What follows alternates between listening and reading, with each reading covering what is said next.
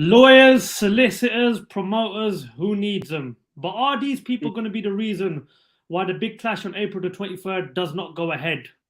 Also, Josh Warrington makes history and becomes a two-time world champion last Saturday night. We'll be discussing that.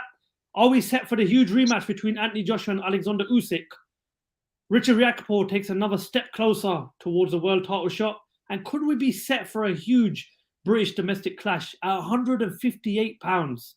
This is Faisal Khan for Lights Out, proudly sponsored by Spartans Law. And this is podcast 50. Yes, you heard me right, guys. Podcast 50. Half a century, not out, still going strong, of the Lights Out Boxing podcast. Once again, proudly sponsored by Spartans Law. Delighted to be joined by the MVP, the main face, the champ that runs the camp, the Cristiano Ronaldo of Lights Out, the man who's got a tremendous blendedly in haircut, a lovely shaped up beard, looking like Virat Kohli. It's Mohsin Gulshit, aka Ron. Ron, how are you, mate? Very good, very good. Congratulations on the 50 mark. Man, wow, where's that time gone? I still remember making our first pod many years ago. It was in the back room of your mum's house, wasn't it? Yeah. As dodgy as that sounds. But no, it was though. That's Yeah. what the Do you remember the topic? Bellew versus Hay. Gosh, that was number one. Canelo GGG 2, and I did say that Bellew is going to knock out Hay, and you guys slandered me for it. Oh, well, how wrong we were. And literally 2,500 subscribers later, 4 years later, wow, time has flown by. But listen, you know, we're blessed, man, to get to podcast number 50, and hopefully this time next year it'll be podcast 150. Absolutely, man. You've been doing some great content, great work recently, Fas. I mean, you're rubbing shoulders with the likes of Johnny Nelson and co. and Adam Smith. I'm surprised you got time for us little fish here. Well, I'm not the one that didn't receive an invite to my little brother's wedding now, was I? So, but no, after a few weeks at the country in Pakistan, it was time to get back down to work. And we was at the show, the Sky Sports show on Saturday night at the SSE Arena in Wembley, some good local talent, a good main event. And it was nice to get the old camera out again and get the content uploaded. Before we get started, I just want to remind the viewers out there, if they haven't already, please hit that subscribe button. It would be a massive help to us on the road to 3,000. And if you can, just give us a follow on all the social media platforms. Links are on the screen and below in the description. And if you're going to be listening to any of these on the audio platforms, they'll be uploaded within the next day or so. So make sure you follow us on Spotify. And yeah, you guys know what you need to do. Just keep the support going. And before we do get started, I just want to thank everybody for all the latest subscriptions and, you know, all the latest follows on social media. Without you guys, none of this is possible. We've got an action-packed podcast today. This could go on for some time, Ron. So listen, I know you've been busy dancing and throwing £20 notes the last few weeks, but listen, we've got a lot to talk about, so I hope you're ready for it. We'll start off with what went down on TalkSport. Then again, what doesn't go down on TalkSport, especially with that Simon Jordan there. It just seems like the number one hotspot for these topics to go to a whole new level. But as we all know, April the 23rd is round the corner. Wembley, WBC heavyweight title, Tyson Fury, Dillian Whyte'e, rare. But I'm not filled with any confidence of that fight happening. And the reason being is because of what went down on TalkSport. Frank Warren and Dillian Whyte's solicitor, lawyer, Jeffery Benz, ended up in a heated clash on TalkSport, you know, talking about contract obligations and money that's owed. I mean, Ron, first of all, I know you had a busy weekend, but you managed to listen to what went down on TalkSport. What's your thoughts on it, mate? It's just madness. I mean, I totally agreed with Simon Jordan, and they just need to, just two of them, get together in a room and just hash out, clear up the misunderstandings. You know, it kind of worries me, you know, they're kind of clashing like that. And Dillian Whyte's kind of standing firm that he's not going to get involved in any sort of promotional kind of publicity, promoting the fight. This is a fight we've been really excited for quite some time. Two really good personalities in boxing as well. You'd love to see a face-to-face face-off with these two. But it's getting a little bit ugly now. You know, obviously we know that Dillian didn't turn up when he should have done from Portugal. He was even offered a private plane to come down. There was obviously issues with using his image as well. They didn't want him to use his image on the posters. It's just like, come on, for fuck's sake, just get it sorted. I've been from learning from that, hearing about escrows, that wasn't agreed or that was agreed. Complete mess, complete farce at the moment. Look, I mean, I obviously listened to what went down on TalkSport, right? And this had been coming for a while. Was that the launch press conference where Dillian Whyte'e never turned up?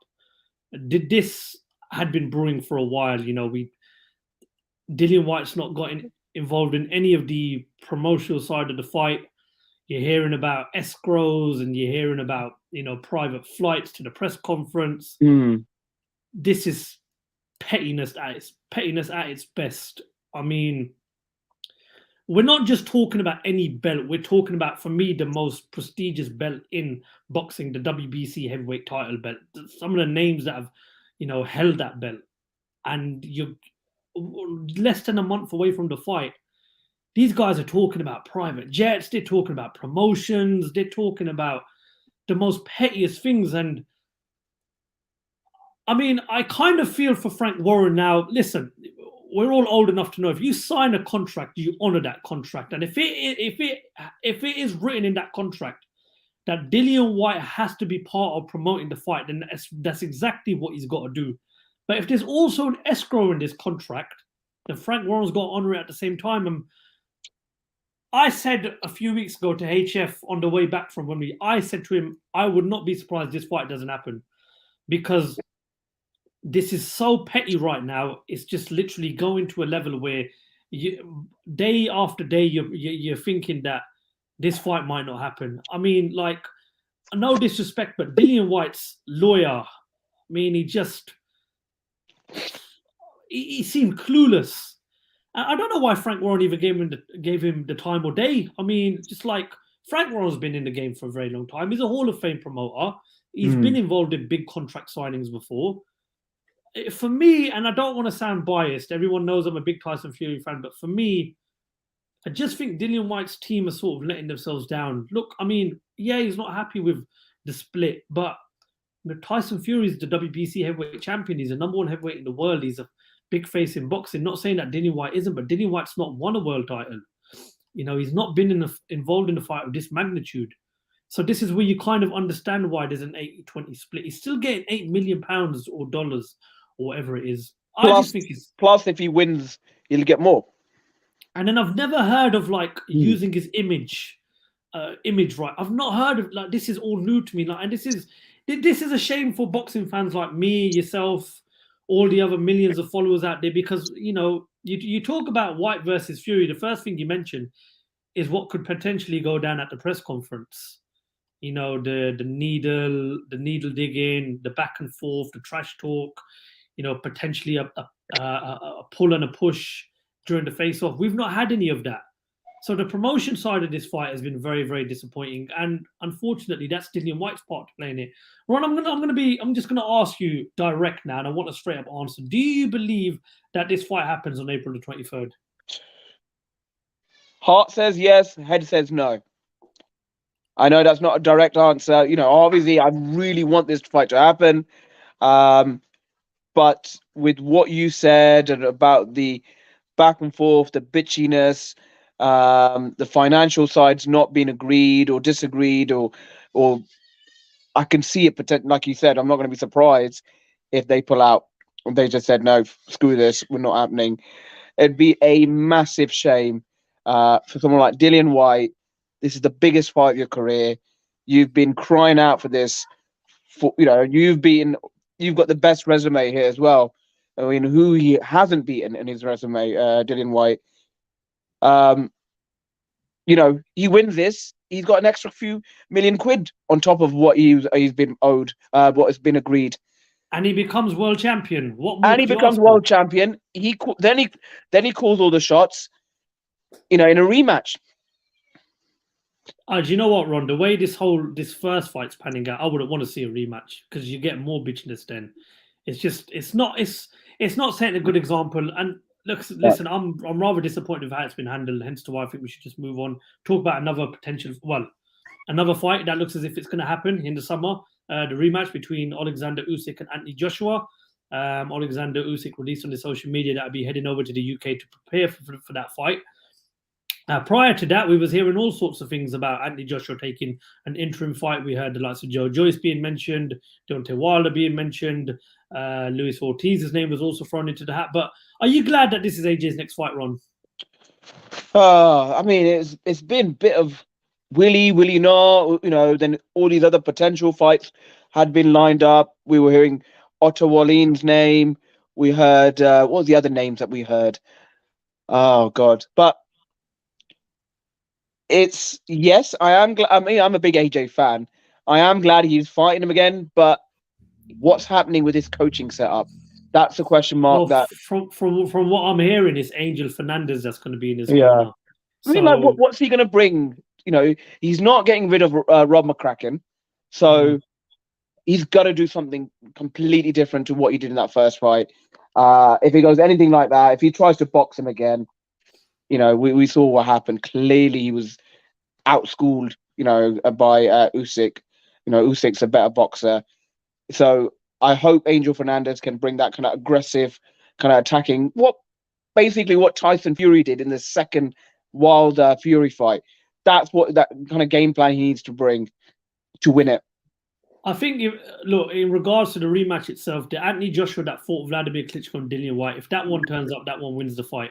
But I can't see it happening. I mean, we say Usyk outboxed him. I've watched the fight twice, and Usyk's actually hurt him in that fight as well, and he's almost dropped him at the end of the fight and in the middle of the fight. So, I mean, listen, if Joshua thinks mixing it up with Usyk and being a more aggressive fighter is going to guarantee him a victory, absolutely no chance. And it's a better chance. I wouldn't say it's guaranteeing him, but it leans more in his favor by approaching that fight in that manner rather than stay on the back foot. He's not known for his head movement. He's not known for that. I think he was confused. He's in between styles, I think, but he needs to stick to one. Mm-hmm. And I think being the aggressor, being the bigger guy, using his, in that fight, I couldn't even count one clinch in that fight. And that's playing to Usyk's hands. What do you think? Do you agree? I agree. And I just think Joshua should have taken an interim fight first. I think, obviously, we know what's going on over in Ukraine. I think Eddie Hearn and AJ should have said, take all the time. Would you put in Joshua with Joe Joyce? I would have. That would have been a really good fight. I would have put Joshua in with Joe Joyce. I would have put him in with any other heavyweight, and we could have seen what this Angel Fernandez brings, what he does differently, what Joshua's potentially learned since that defeat to Usyk. When's that fight been penciled in for then? Is it May? No, is it May? I'm hearing May, June. That's not far off. I mean, we're in end of March right now. That's next month, practically. Yeah, but look, I'll give you an example. Yeah, Tyson Fury took a lot of stick after the first fight with Deontay Wilder for fighting Otto Wallin and Tom Shorts. But what he did in those two fights is he realized that, and this is no disrespect, he realized that Ben Davis's tactics aren't going to win a second fight with Deontay Wilder. So that's when he changed up the team. And he went out there, he went to the Kronk's gym, he got Sugar Hill Stewart, and they've made him into a total different fighter. Now we've seen Tyson Fury become a more aggressive fighter. Hence why I would have liked to have seen Joshua have had a warm-up fight or an interim fight. Yes, it's risky. And yes, had he have lost a potential interim fight, the rematch with Usyk goes out of the window, and that's potentially his career finish. But I think he beats Joe Joyce. I think he beats Otto Wallin. I think he beats Luis Ortiz. I don't know about Deontay Wilder because Deontay Wilder's got that kryptonite of a right hand. So I don't know.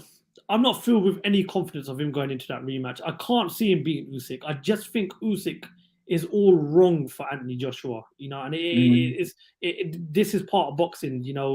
95% of fighters bump into that one fighter that's just all wrong for him, and I think Usyk is all wrong for Joshua. But listen, let's see. A lot of people didn't really give him a chance in the second fight with Andy Ruiz Jr. So anything can happen. Are you confident that Joshua pulls it off in the rematch? What do you see happening, Ron? I've got to agree with you for the first time. I don't do that often. I can't see. He has to drastically change it up. That's the thing. And has he got it in him to do that? But then you've got someone of the IQ of Usyk, where you're not going to easily just bully him, because this man's never been bullied, never been. And he's a smaller man. He's a quicker man. I'd lean more towards Usyk in a rematch, unless he, the only way Joshua wins is a knockout. Do you see him winning on points? No chance. There you go. Absolutely no chance. This guy's got. I mean, Joshua's got a great amateur background. This guy's amateur background is 10 times better. Both Olympics, both Olympic champions in their own right. He's a two-weight world champion, and he's a fun. It's as Bellew once said. He is the best he's ever fought. His footwork is out of this world. He's a phenomenal fighter. So I don't know. Let's see what happens. Let's move on now. We'll talk about what went down on Saturday night. We had 2 shows, unfortunately. The first, I think it's the first show clash of the year, and I'm pretty sure there'll be plenty more. But as you can see on the bottom of our screen, and the new, because Josh Warrington has become a 2-time world champion after stopping TKOS Martinez. I obviously couldn't watch the fight live because I was at the Wembley Arena. Yes, I had my DAZN login, but did I really want to risk the likes of Johnny Nelson and Adam Smith walking past me watching the DAZN show whilst being at a Sky Sports show? Nah, not really. But listen, Josh Warrington, when he's got those fans behind him, he's Josh Warrington. And congratulations to the Leeds Warrior, 2-time world champion. He's had a tough few years. The defeat to Lara, and then obviously the draw in the rematch, never really done him the world of good. And he's now a 2-time world champion. Massive hats off to TKOS Martinez, a true warrior, a great advocate for boxing, come back at the age that he did and won a world title for a second time. And I mean, what was he one of the Spanish world champion? First Spanish world champion as well. That's a remarkable achievement for exactly lesser known country in boxing. So as well, so well done for that. But I have to be open and honest. Josh Warrington's absorbed so much punishment in his career. Did you see that picture that Eddie Hearn posted? Did you see the video of him today? His jaw you look at since he's become a world champion, right? He's fought Lee Selby, he's fought Carl Frampton, the Kid Galahad fight. I'm not going to add into this little example I'm going to give you, and then 2 fights with Maurizio Lara, and now this fight with TKOS Martinez. And those 5 fights that he's been involved with have been absolute tear-ups. They've been barn fests. That is not good for his health. He's absorbed a lot of punishment. He's a great fighter. He's only 31 years of age as well. He's not, The point I want to make next is that a lot of people are saying that his next fight should be with Lee Wood. Lee Wood's a younger fighter. He's a hungry fighter. I'm not going to say he should retire, but I would personally map out the rest of his career very carefully because he's absorbed a lot of punishment. You only have to look at the fight with Maurizio Lara, the first one. And no disrespect to TKOS Martinez, a great fighter, great champion, but he got lucky with one punch against Kid Galahad. Yep, agreed. He was getting schooled throughout that whole fight, but boxing, one punch changes everything. Well, given the fact of what I've just said to you about absorbing all this punishment, would you entertain a fight with a hungry guy like a Lee Wood if he was in Josh Warrington's corner on? Yes. That's the money fight, man. You're just a selfish bastard. No, but look, this is it, man.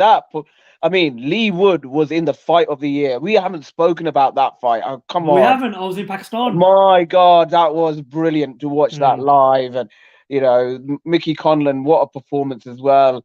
He was only seconds away, from winning that, great battle there they were having, and to be knocked out in that kind of fashion. Woof. Yeah, that's the next fight. You as a British public will demand for that. Where do you put that? You've both got really strong support. You've got Nottingham and Leeds, so you put them in the middle. someone like Manchester, maybe. That would sell out, man. That would be a really popular seller, and they both bring something to the table as well. But totally take on your point about Warrington. He's been in some wars. He's he's a true warrior. He's got a great engine on him, and he proved me wrong that he doesn't punch hard. Well, he got the stoppage win against TKOS Martinez, so all credit to him there. But you're right. I am a selfish cunt. But we need to do look at his health. He needs to reevaluate himself and think about the injuries that he's sustained. 100%, man. Listen, the broken jaw and is it shoulder as well, or what you did? We all want to see the best fights, but at the end of the day, look, we sit there on our sofas and we love seeing tear-ups and we love seeing people, battering each other. At the end of the day, these guys have got to consider their health as well. And I've watched his fights with Lee Selby, Carl Frampton, the 2 fights with Lara, and this one. I watched it last night. He's absorbed a lot of punishment. He takes a lot of punches. He reminds me of Ted Cheeseman. They're 2 fighters that are in great fights, that are in 50-50 fights, that don't really have a defense in the fight because they get dragged through the emotions of the fight. And when you got that lead crowd behind you, spurring you on, eagering you on to just, make it a tear up, that it's hard to ignore that. We've never been in that position, but when you've got like a great fan base behind you, like Josh Warrington has, he's all about entertaining. But having said that, I think he should look to go to America. Leo Santa Cruz, that's Guy the Russell one they're Jr. looking at. Yeah, look, he's got options ahead of him. Either or. He's done it all in England. He's done it all in the United Kingdom. He's done it on 2 platforms.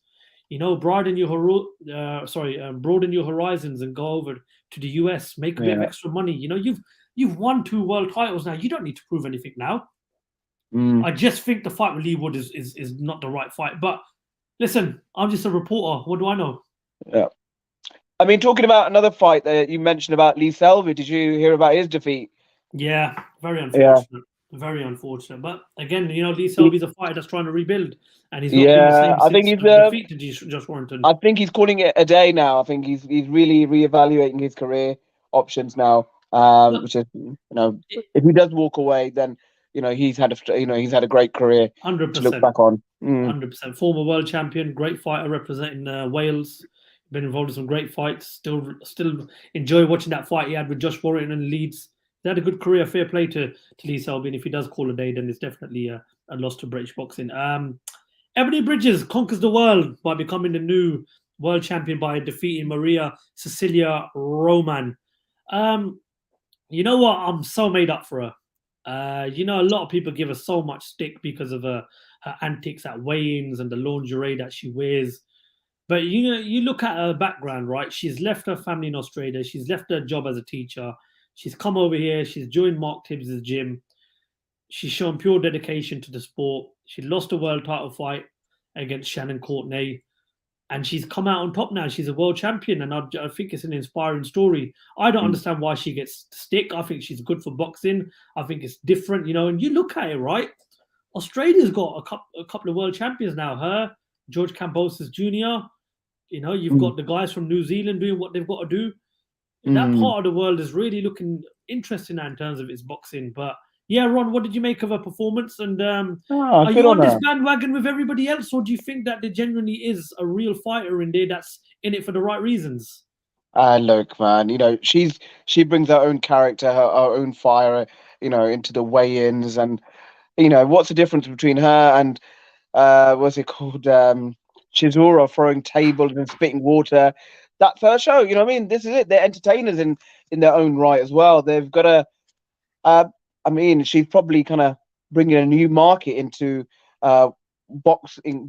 People who would have watched boxing, they wouldn't watch boxing.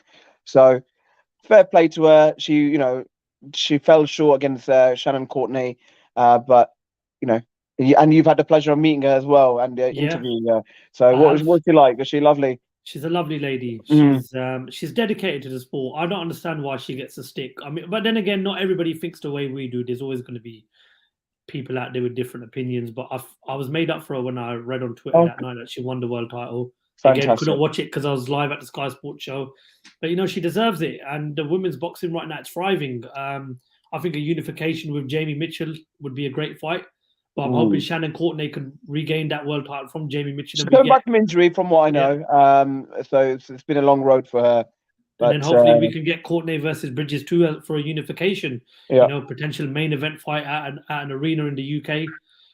British boxing is on the rise these days. And again, listen, massive shout out to Emily Bridges. I think she's done tremendously well. She's come back from that first world title shot brilliantly. She's a great professional, and I'm a fan of the lingerie. Anyway, if we move on, we talk about the show I was at on Saturday night. Richard Riakporhe is on the verge of a world title shot after coming through another 50-50 domestic clash by defeating what was then the undefeated Deion Jumah. Originally, both fighters were meant to fight on this card, but against different opponents. Both of the opponents pulled out due to injury, and this fight was made. And I was in Pakistan. Was I in Pakistan? Well, wherever I was, when I found out that this fight was being made, I was really excited because obviously Richard Riakporhe, everybody knows him, from his days of Eddie Hearn, and now he's one of the main faces at Sky Sports. But I've actually watched Deion Jumah fight live quite a few times at small hall shows, interviewed him. Very good fighter, one of the most underrated fighters in British boxing, and I thought he did tremendously well on Saturday night. But the point I make in boxing is simple: ring inactivity will be your toughest opponent ever. You took the words right out of my mouth. And I just when the fight was made, I said a tough fight, but ring inactivity will be the reason why he loses that fight. And he said it himself in interviews after the fight. But no harm done. He's signed with MTK. He's finally got his shot on a big platform like Sky Sports. He'll come again in what is an exciting division. But Richard Riakporhe, I tell you one thing, Ron. What a fan base the guy's got. It's like being at Selhurst Park on Saturday night. All those Crystal Palace fans. Yeah. I've actually memorized the Crystal Palace song right now. I'm not going to sing it because I'm a big time Liverpool fan. But he's got a great fan base and he's a good fighter. And he deserves a world title shot. But we all know how the cruiserweight division works right now. Marius Bradis is chasing after Jake Paul. Ilunga Makabu is practically sat outside Canelo Alvarez's doorstep waiting for the payday. Lawrence Okoli is chasing the world champions. It doesn't look like he's going to get a unification fight. He might be moving up to heavyweight. So where does that leave Richard Riakporhe right now? Wow. Well, I'd like to see any of those names that you've mentioned there with Richard Riakporhe. I think he's kind of proven his point at the British level. That's his next fight. I think he's got to be aiming there or thereabouts. Maybe even one of the fighters that what's his name, Lawrence Okoli has defeated. That could be a little stepping stone, kind of to prove his point, like Glowacki and one of those guys. He needs to kind of step up the level of opposition that he's facing now. Yeah, I agree, but you know what it is, right? When I said about ring inactivity, Richard Riakporhe's had a lot of inactivity as well. I think stepping stone fights are fights he can't be looking at. I would love to see the Okoli fight. I think Okoli's kind of chasing big fish at the moment. Yeah. So he's not going to look down. It's a risk not worthwhile taking. If you're Okoli's kind of thing, you're like, what do we gain out of this? But if you're Okoli's been defending his titles, I don't think Riakporhe's at that kind of stage yet. Even though he's got the power, he's got the but I think in the boxing world, he hasn't got that name established yet. But if you're Okoli, you also look at the positive side of this fight. British two undefeated fighters from London. One from South London, one from I think Hackney's in the East, I'm not too sure. But anyway, two undefeated British fighters. And the real plus for this is one's with Matchroom and DAZN, one's with Sky Sports. They separated from each other at the back end of last year. But again, I know we say it's a positive, but it's also a stumbling block, which is another reason why I'd love to see the fight happen. Having said that, I do somehow feel as if Okoli will fight Bradis, because if Bradis went and fought Jake Paul now, he would lose so much credibility. Makabu's going to hold out for Canelo, don't care what anybody says. So I do see Okoli and Bradis happening. If not, I see Okoli going up to heavyweight, and then that's a belt that gets vacated, and maybe that's where Riakporhe steps up. Having said that, I think there will be another step-up fight for him. I think he's ready for a world title shot. I was really impressed. Really, you reckon next fight? Yeah, listen, I was impressed. I mean, I've watched a couple of his fights since going with Sky Sports. Oh, he's definitely got power. I'm not going to underestimate that. And it was good to see that Deion Jumah did give him a few problems, kind of that he had to work out, and he bided his time and got and it was a great knockout as well. From what I've heard, Deion Jumah was apparently up on the scorecards, and I had it as a close fight. I think obviously the first knockdown was in round 4. Obviously, the fight ended in round 8. But having said that, I think Riakporhe is ready for a world title shot. Fair enough. I'd love to see more of Deion Jumah as well. I think you got to take your hats off to the guy, man. He's not fought for God knows how long, and he gets back in the ring with probably the second best British cruiserweight fighter right now in the country. So he that does well for his profile. But I just think now, I think what Sky Sports and Boxer need now is they need a couple of world champions in this stable. I'm not gonna sit here and knock them. I know they got Tasha Jonas, who just won a world title on the Khan Brook undercard, but now they really need to start pushing the likes of the Richard Riakporhes, the Florian Marcus. They've also got Savannah Marshall, but they need a male figure now that can hold a world title strap around their chest. Let's talk a bit more about that show. The Azim brothers stole the show for me on Saturday night at the SSE Arena in Wembley. Hassan and Adam Azim. Do you know what? This is such an exciting time for boxing. We've got 2 young British Pakistani fighters from Slough on the same network, promoted by the same promotion, fighting on the same cards, and they are getting better and better. Hassan Azim, very impressive performance. But Adam Azim went into the fight on Saturday night against Conor Marsden, a former Southern Area champion. A risky fight at best, a true 50-50 fight. And he stopped the guy within 12 seconds. 12 seconds, yeah. One thing I like about these 2 brothers is that they're improving. You see fighters that are starting off in their career, like, for example, Campbell Hatton, unfortunately gets a lot of stick. But these 2 guys, they just look as if they're making light work of it at the moment. Now, I know we can't push these guys quickly. But what do you do with these guys within the next 18 months, from what you've seen from their first few fights, Ron? Well, I mean, I'm hearing a lot more buzz about Adam Azim. They're predicting him to be a future world champion very early in his career, like 21, 22. He's looking at those records set by Nazim Hamed, who was able to achieve that feat. It's going to be the right fights at the right time. I think I left a comment on one of your videos. He's going to have the right sort of tests. The next fight is going to be even more of a step up. This was supposed to be a step up, this Southern Area champion in Marsden. So he's going to get someone who's going to give him round, who's going to give him a few problems, who's going to test his chin. Because look, if we're not careful, he could, I'm just reflecting back on Amir Khan's career, that we started seeing some cracks. He was getting knocked down by lesser fighters, but then, when he got to someone like, what's his name, Bradis Prescott. So I want to see Adam Azim getting some rounds in, someone who's going to be durable and not going to be on the back foot constantly. We didn't get to see much of that against Marsden, but let's take nothing away from that. The power that he demonstrated there is awesome, So that would be my next step with him, is get someone who can really test him, a European level, someone who's got a good chin on him as well. That's my prediction for him. I couldn't agree more with you. They're still babies. They're still young. They're still 20. Learning. He's 20 years old. Exactly. He's 19. Only, he's only turned 20 recently. But look, these guys are hungry. And absolutely. From time to time, you have to feed great attitude. Fighters. Great attitude. I love the way they talk, the way they hold themselves. Very humble. And they're under the, with Shane McGuigan. I mean, they've got a great, kind of operator. Mate, listen, his stable right now, the Azim brothers, Caroline and Daniel Dubois, Lawrence Okoli, Billum Smith, Anthony Fowler, Robbie Davis Jr. My God, he's got one tremendous stable, and they are growing massively, and they're improving as well. Listen, I mean, you heard the interviews at the end of their fights. Adam wants to become a world champion by the time he's 21, but they're with a good platform and they've got a good trainer with them. So they're going to be managed properly. They're being well looked after.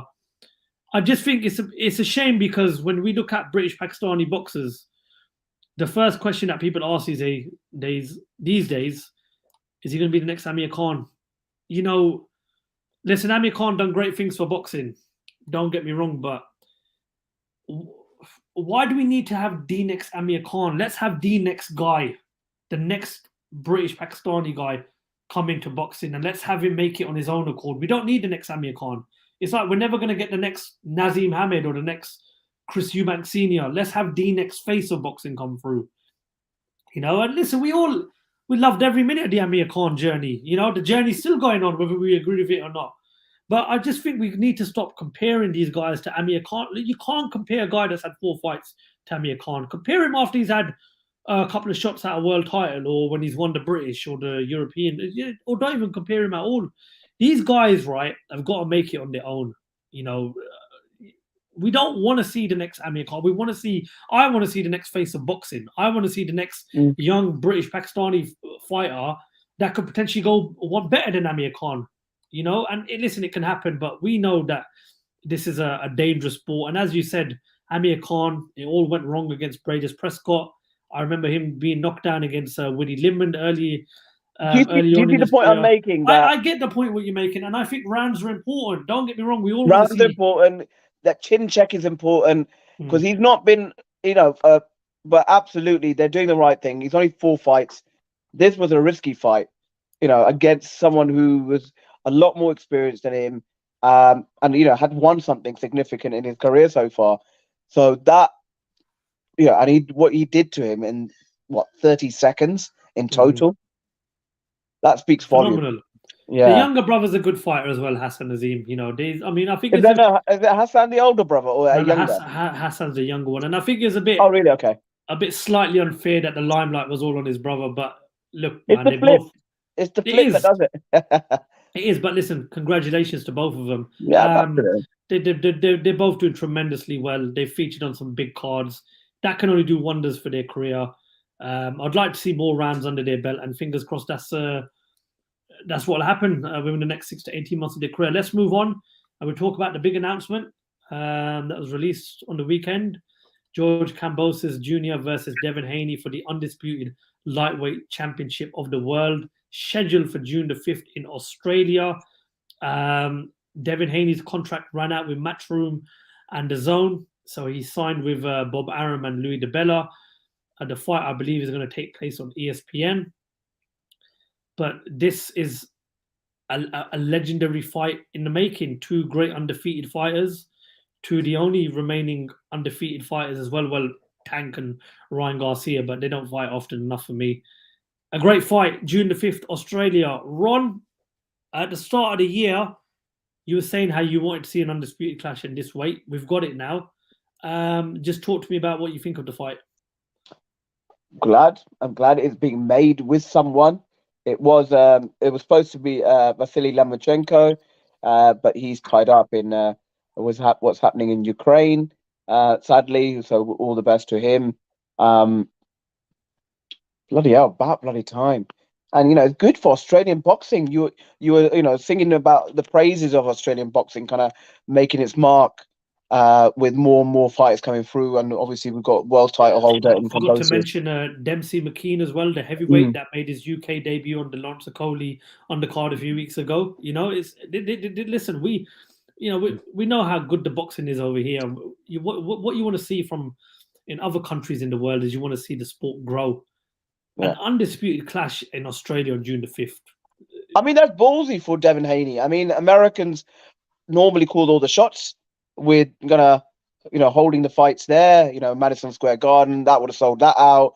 You could have put that anywhere in the US and it would have been a very popular fight. But it's in Australia. Now, could that work in his favor with the home support? I mean, how will Devin Haney fare? We know how talented he is. He's brilliant. He's a future of boxing. Some people have compared him as the next Floyd Mayweather as well. He's worked with Floyd Mayweather.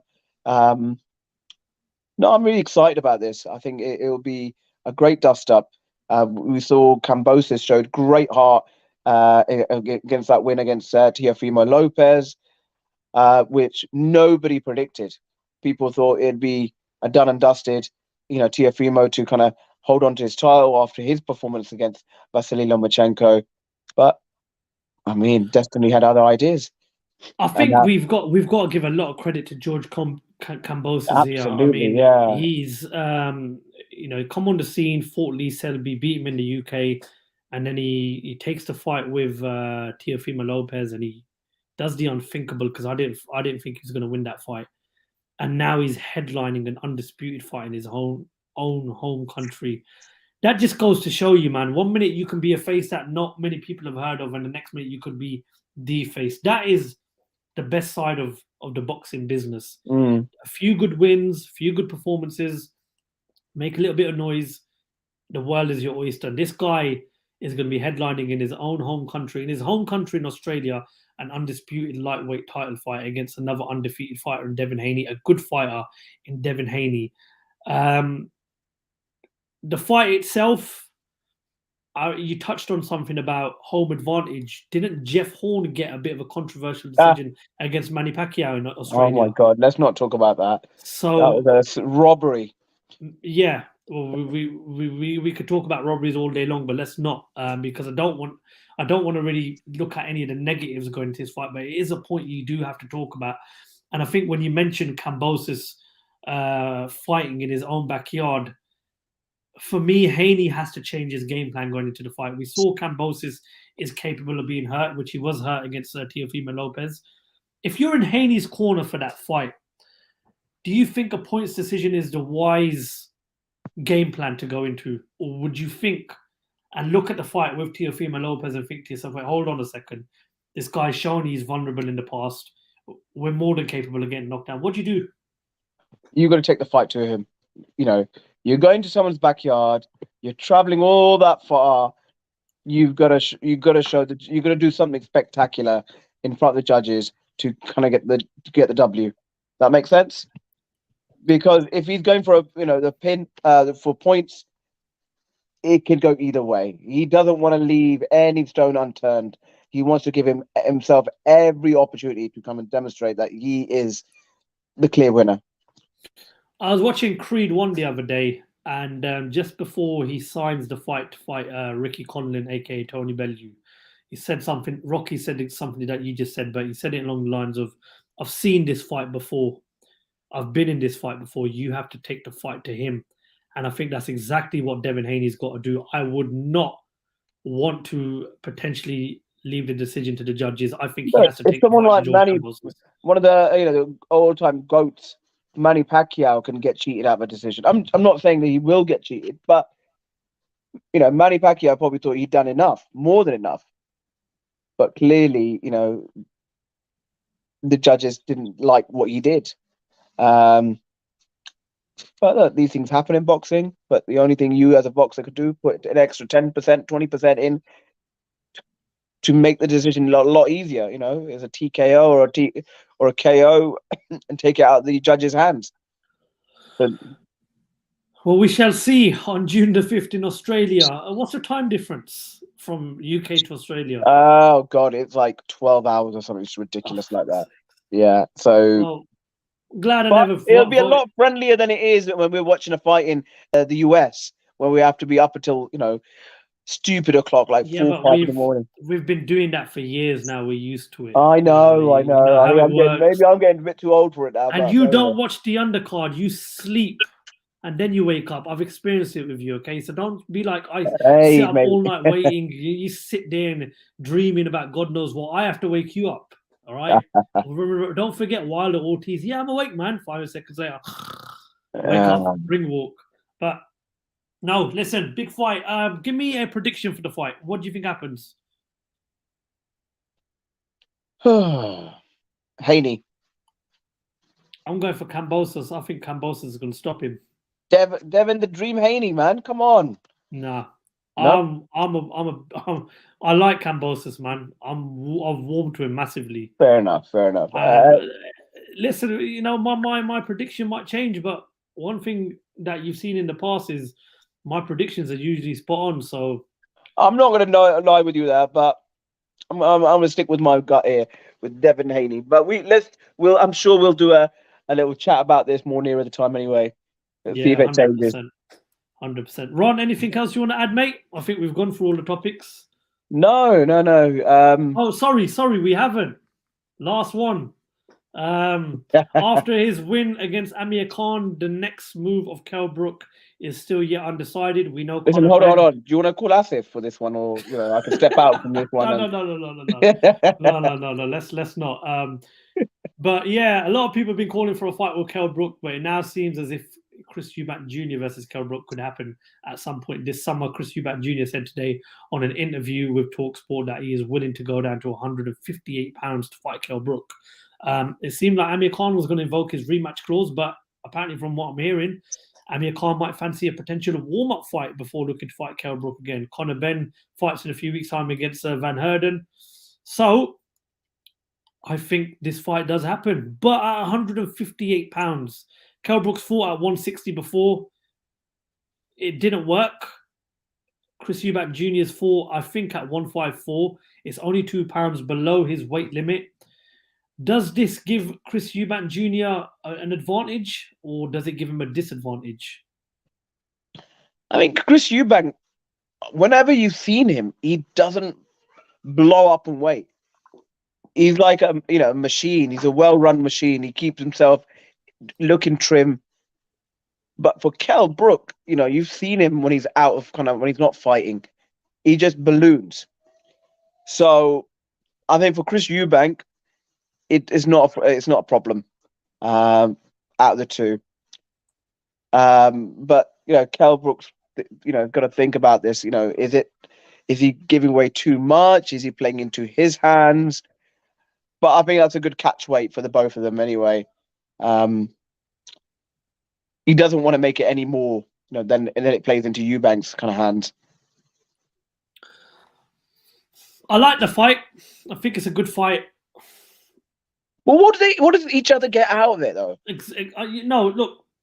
I mean, in terms of the grand scheme of things, listen, Ron, Kell Brook's conquered the world. He's a former world champion. He can take whatever fight he wants right now. Why is Chris Eubank Jr. still fighting at British domestic level? I don't get it. No, that's what I don't get. How many more domestic fights are you going to have? I mean, it's funny because ever since he's beaten Liam Williams, right, all I've heard is, yeah, I'd love the rematch with Billy Joe Saunders, or, I'd love the Kell Brook fight. Yeah, he has spoken about Golovkin and Murata, but it's not made enough noise. I mean, all right, you're not going to get a world title shot because Golovkin and Murata are tied up. Chase the Charlo fight. Andrade doesn't need to fight Zach Parker. That's another fight you could have chased. You claim you can fight at 168 pounds. Go after the Benavides or the Caleb Plants. I just don't. I struggle to understand what is the path that they're on with Chris Eubank Jr. I mean, he's done with domestic fights. Just get a world level operator. Now, there's no disrespect to Kell Brook. It is a big fight for Britain, but it is a big fight for British boxing. But why are you constantly still at domestic level? I mean, how much more time does this guy want to waste in his career? Yeah, agreed. It pisses me off because I want to see him fight a Golovkin or a Murata. Because one thing I agree with Asif is if this guy fought a Canelo or a Golovkin or any of the world elite fighters, this guy's going to throw everything, including the kitchen sink in the fight. So the fact that he's still waiting to have his career-defining fight says it all. I mean, you can slate Billy Joe Saunders all you want, but don't take away the fact that Billy Joe Saunders is a 2-weight world champion. He's had his career-defining fight with Canelo, regardless of the outcome. He went and schooled David Lemieux in his backyard. He's had the big fights. Chris Eubank Jr. has not had these big fights, and you would think with someone like Roy Jones Jr. in his corner, who knows the sport better than anybody, who knows what it means to fight these big, huge fights, you'd think Roy Jones Jr. would push him in that direction. What do you think the reason is why he's not got these big fights yet? I don't know. I just generally, I totally agree with you. What does he gain? He beats over the hill Kell Brook, who put in a stunning performance against Amir Khan, settled an old feud. He doesn't get anything. He doesn't get recognition. Well, you beat a smaller guy. Doesn't if I was a Golovkin or a Murata, I would say, okay, well, fight someone your own size. Why are you fighting someone considerably a lot smaller than you? But it makes money. It attracts the British attention. You can imagine the fanfare and the gloves are off between the two of those two. It'd be tasty.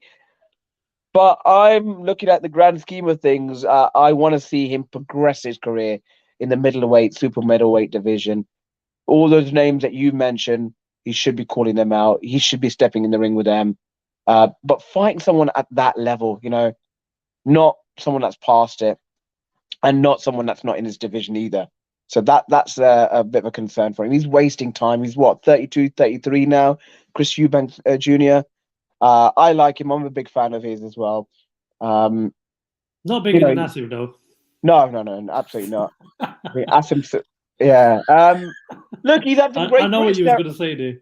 I mean, he had some great British kind of tear ups, with the Bros, with Billy Joe Saunders. I mean, we've what's his name? Liam Williams. Oh, who am I thinking of? James DeGale. I know, but this is it. You're past that stage. You want that American fight where you're fighting under the American audience, and you put on a dazzling performance where they're thinking, yeah, this guy's a real deal. And it's not like he doesn't attract attention. He's got Roy Jones Jr. in his corner. He's probably the face of Sky Sports boxing right now. He'll make a couple of million for fighting Kell Brook, but can you imagine the money he'd generate if he was to go fight a Charlo or a Golovkin or an Andrade? I'm just, I don't know, man. Like, which banner is he under? Is he under Boxer or is he under Boxer, Sky Sports, Wasserman? Is with mainly Wasserman. Yes, he is, yeah. But, so I mean, sure.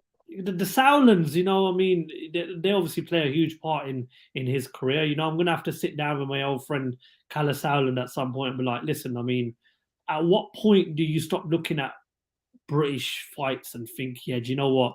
Time isn't our best friend right now. This guy needs to be mixing it with the world top elite fighters. And I think right now is the best time to catch a Golovkin. Murata's not had that huge test. Munguia apparently is fighting Danny Jacobs. Ooh, I like that. I like that. The Charlos have not had the ultimate test. They've been very slated, and this is it. That could be a win-win situation for everyone. Man. And it's the Charlo fight, brilliant. You've got good names on your record, British fighters, but getting a world elite fighter on your record, and then that is when the Canelos, the Golovkins, these fighters take notice and think, yeah, do you know what? Generates money, good publicity. I feel as if I can beat him. He's lost twice already. But you really want to see. Why I want to see why I want to see him fight the most is because why I want to see him fight an elite world level fighter is because I want to see how he adapts under Roy Jones Jr. I mean, like at British level, you can't really make out a lot of what he's like, but you will know what Chris Eubank Jr. has learned from Roy Jones Jr. if he fought a Golovkin or a Murata or an Andrade, because those are the big fights. Those are the elite fights. Those are the fights you have to win. Let's say the fight with Chris Eubank Jr. and Kell Brook happens. Give us a prediction. Who wins? Eubank. I think Eubank wins as well. I think Eubank stops him early. Yeah. Bigger man. He's got a lot more in his tank left than Kell Brook has. I mean, we spoke at this lengths in our last pod where we said, look, Kell Brook, retire. You've got your, this is your moment in the sun. You've beaten your old rival. You've got nothing left to prove. But let me ask you on the question: if he takes that Eubank fight, does he have to pay Amir Khan step aside money? Because Amir Khan can invoke that rematch. So that's what I'm hearing, that he has to pay him like 2 million or 3 million or something. I mean, he's at the latter stages of his career. Does he really want to be given step-aside money? No. Just take the rematch with Amir Khan, make more money, beat him again, and then fight Chris Eubank Jr. I don't Why do think you Amir want Khan really wants that fight, but it's a very clever business decision. That makes sense. I mean, I don't know. I mean, yes. that's my thinking. It's 2022, we're still talking about fighters that started off in 2006, 2005. I don't know, man. I mean, Amir Khan, look, apparently from what I'm hearing, he's going to carry on. There's this rumor going around saying that he could potentially fight Florian Marku, given the fact if Florian Marku wins on Saturday night. Good fight, is it? Yeah. Does a win for Amir Khan do anything? No. Does a defeat do anything for Amir Khan? Yeah. He needs to leave the sport if he lost to Florian Marku. I don't know. I really don't know. I think if I was Kell Brook right now, don't give him step-aside money. Take the fight again. You know, Amir Khan's coming out with the fact that he only had 10 weeks to train and Kell Brook had 6 months to train. Well, if that's the case, why on earth did you sign a contract for the fight? You know, the fight that has been spoken about for 10 years and you've gone to sign the contract for it on 10 weeks' notice. Why? It doesn't make no sense. I think if he did come back for the rematch, who would even train him? Well, Bomac wouldn't train him because I should imagine Crawford's going to be busy now. Well, look, no, they don't want to associate their name with him again because it doesn't reflect well on their brand. I wouldn't say it's about associating their name with him. I mean, like no. I mean, like boxing, obviously, there was these high expectations of, he said he had a very good training camp. He felt fitter than ever. It just didn't come off. He just Can I just say as well, Ron? In an interview with Sky Sports after that fight, he said that the love for the sport is gone.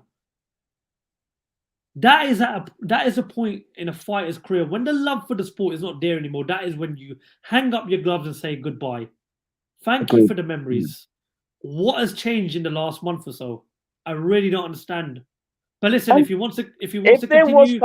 there was an ounce of something that we could have taken away from that fight and positive, something positive. I mean, there's a few points I had a disagreement with. I thought it was stopped too early. No. Let me finish. I thought it was a bit stopped, but the fight was. I mean, when you look at the whole big picture, it was ending that way. It was going down that way. I think, yeah. I mean, look, he was battered. He battered Amir Khan. The fact that he even went 6 rounds surprises me. It should have been stopped probably round 4. Listen, I give full credit to Amir Khan. He tried till the very last second of that fight. But that fight showed why Amir Khan is not at this level anymore. And if he fought Kell Brook again, the fight would end a lot earlier because Kell Brook would knock him out quicker than he did the last time. I don't know. Listen, 2-weight world champion, former Olympic silver medalist, opened so many doors for young British boxers. Call it a day. Respect you highly. You are definitely, no doubt, a boxing legend. You've made a lot of money from the sport. It's time to go. You don't need to prove anything. You've given the fans what we wanted. Yes, you lost to Kell Brook. Is that on record now? Is that 6? 6. But he's lost to great fighters. Yeah, all credible. Canelo, Garcia. There's no Crawford. There's no harm in losing to these guys. But if he carries on, will we watch it? Yeah, we will, for the love of the sport. But do we want to see his legacy get tarnished even more? No. Can you imagine one of these young welterweights beats Amir Khan? It's just tarnishing his reputation, in my opinion. I mean, I definitely wouldn't put him with a Conor Benn. No, absolutely no chance. I wouldn't put him in with a McKinson. I wouldn't put him in with a Florian Marku. Just, Ortiz. If you want to carry on fighting, go and open the doors in Dubai and take fights there. You'll make silly money, guaranteed victories. Anyway, that's all we've got time for, Ron, because I feel as if we carried on talking about this, someone's going to end up with a broken screen, and that's the last thing we wanted. Before I let you go, Ron, anything else you want to add? No, mate. Looking forward to the boxing coming ahead. That's it. Yeah, you and me both, mate. And fingers crossed we get that fight come April the 23rd. Guys, that's all we have got time for. Thank you very much for taking your time out to listen to our 50th podcast. And if you haven't already, please hit that subscribe button, turn on the bell for notifications. Check us out on all the social media platforms. Give the Ugly Mug a follow as well on Instagram. He hasn't got many followers. He could do a few followers as well. And yeah, once again, thank you very much for your time. Ron, who's just dropped his phone, laptop. Kind of remind me of David De Gea there. But yeah, Ron, thank you very much for your time, mate. Always a Podcast pleasure. 51, fingers crossed for next week. And to the viewers out there, thank you for watching Podcast 51 of the Lights Out Boxing Podcast.